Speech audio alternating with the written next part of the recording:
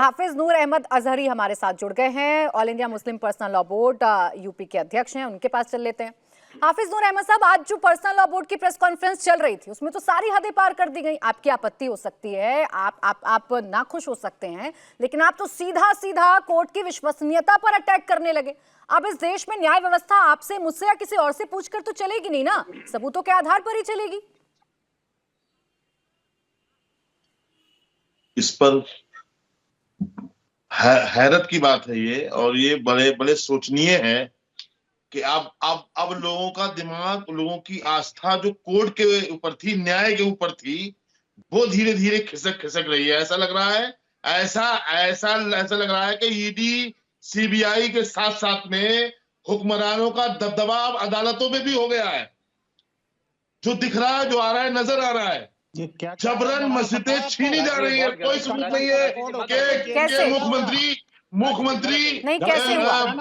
तत्कालीन मुख्यमंत्री अजहरी साहब, मुझे सिर्फ इतना बता दीजिए कि ये कैसे तय कर लिया आपने, आपके पक्ष में फैसला नहीं है? नहीं, आप देश की न्याय व्यवस्था पर बैठकर सवाल खड़े करने लग जाएंगे, आप देश की अदालतों पर बैठकर यहाँ आरोप लगाने लग जाएंगे और मैं आपको टोकूंगी नहीं, ये तो नहीं होगा। आप मुझे लॉजिकल बताइएगा। एक मिनट, अभी जो कोर्ट ने फैसला सुनाया, क्या उसमें सबूत या तथ्य नहीं रखे गए थे? क्या आपको मौका नहीं दिया गया था दलील रखने का? आप साबित कीजिए 1993 में मुलायम सिंह यादव सर, मुझे कुछ साबित नहीं करना है, जो साबित हो रहा है वो कोर्ट में साबित हो रहा है। आपको साबित करना है, अपने पक्ष को साबित करना है, हिंदू पक्ष साबित कर रहा है, उसे साबित करना है। आप सिर्फ इतना बताइए मुझे। अजहरी साहब, एक मिनट। अरे इतिहास छोड़िए, आइए प्रेजेंट पर बात करिए पहले मुझसे। आपने इतना बड़ा आरोप लगाया है, आप मुझे सिर्फ इतना बता दीजिए कि कोर्ट में क्या आप लोगों ने दलील नहीं रखी? हिंदू पक्ष ने अपना सर्वे बता दिया, सर्वे सामने आ गया, फैसला आ गया, आपने क्या दलील नहीं रखी? हमने दलीलें पहले भी रखी थी, हमने दलीलें जब भी रखी थी, जब 2003 में कोर्ट ने क्या कहा था बाबरी मस्जिद के ताल्लुक से, 2010 में क्या कहा था, और 2017 में जब योगी आदित्यनाथ की सरकार आ गई,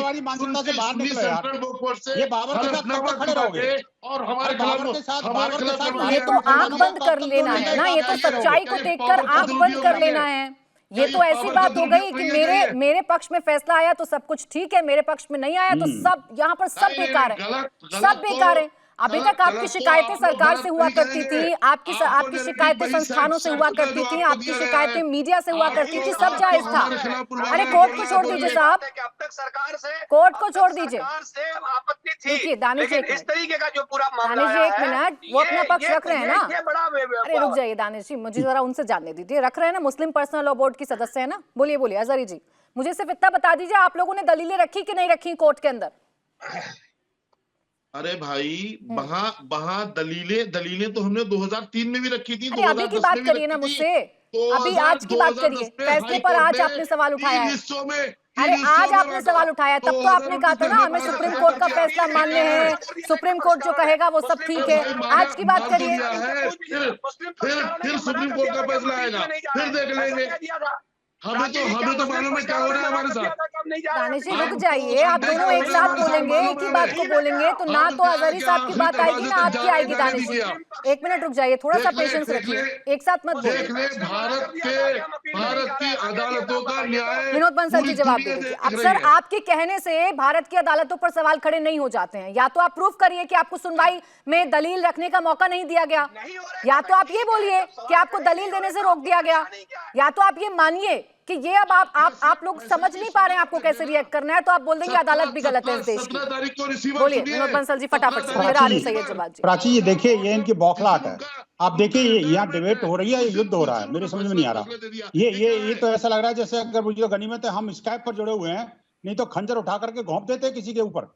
ये जिस तरह की बातों को, जिस तरह की भाषा का प्रयोग कर रहे हैं, तो जिस तरह की बातें कर रहे हैं, ये इनका जो इस्लाम का जो कट्टरपंथी चेहरा है ना, वो साफ साफ दिख रहा है।